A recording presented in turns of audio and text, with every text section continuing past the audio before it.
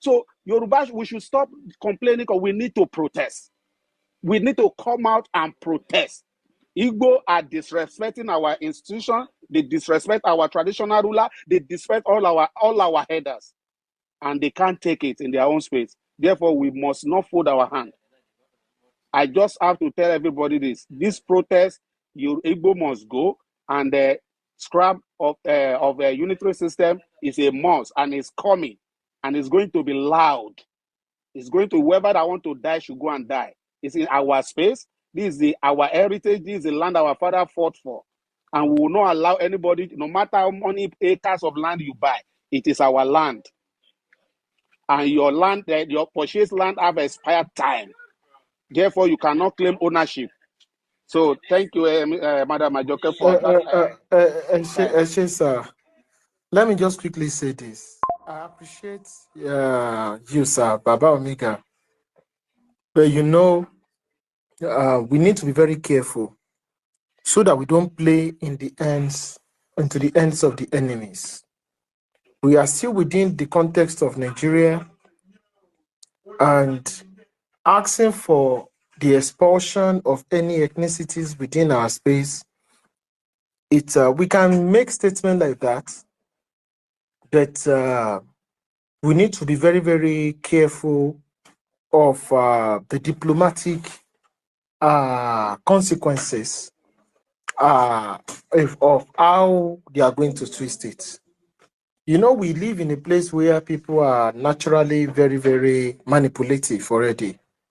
So I support that the end should come against the unitary system of government, but the issue of saying any ethnicities must be forced out of our space cannot be.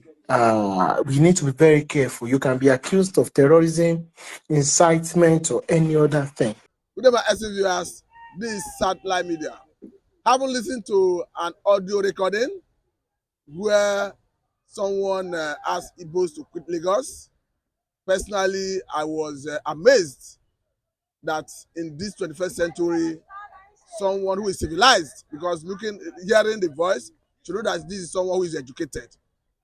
That someone who is civilized, who is educated, will be acting in such a manner that is likely going to cause crisis in the land.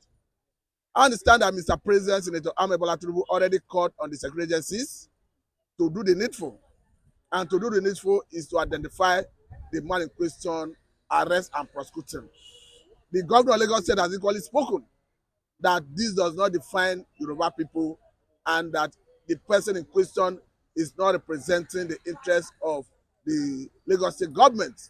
But I think what is paramount at this point is for the security agencies to take it up from there. Because if we are not seeing the security agencies taking up from there, arresting and prosecuting, definitely it is a recipe for crisis. We understand that Nigeria is a country governed by law. We are in a constitutional democracy.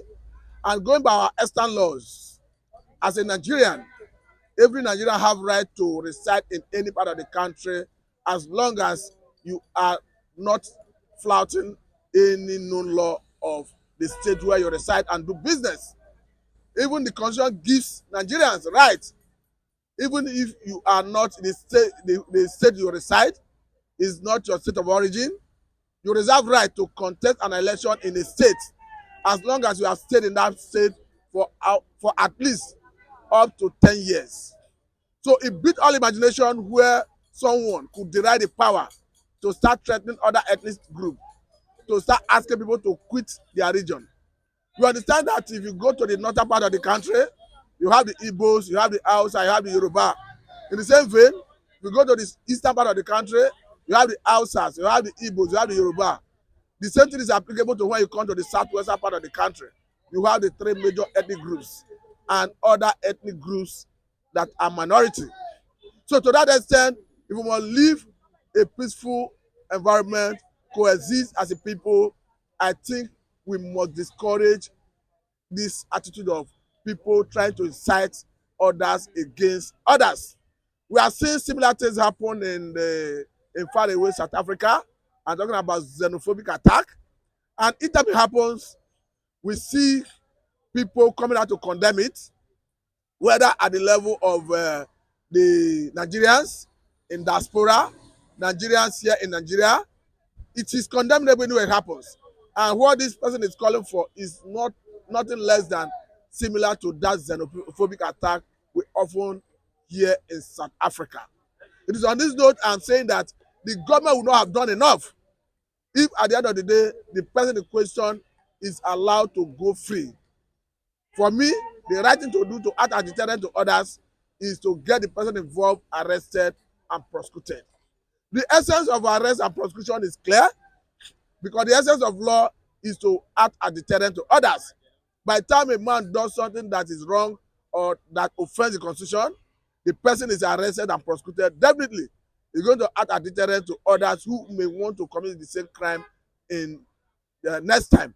So in this case, I am of the view that the earlier the person in question is arrested and prosecuted to act as deterrent to others, the better for Nigeria as a society. Because we understand that the Igbos are currently saying, agitating to go.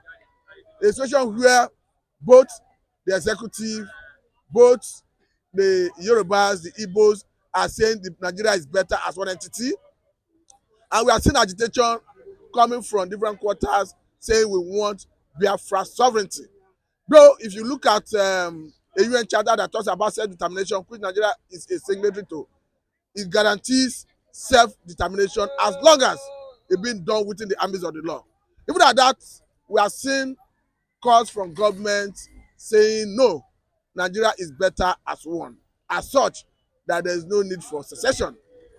So it beats organization where one could rise from perhaps wrong side of his bed and start issuing threats that a particular section of the country should quit his region. For me, it's condemnable, and the only way we can check such excesses is to ensure that such persons are arrested and prosecuted. We understand that someone like Nnamdi Kanu is in detention currently, facing prosecution for terrorism-related cases, charges, and people are talking about making him to have a political solution to get out of the dungeon of DSS. And what he was merely doing is purely self-determination, which is entrenched in the UN Charter that Nigerian government is a signatory to. So if we are seeing someone who was agitating for self-determination and he's now in DSS custody facing terrorism-related charges, and you are seeing someone else from another extraction asking people of his extraction to quit their region, for me, I think it's a recipe for crisis. It's condemnable.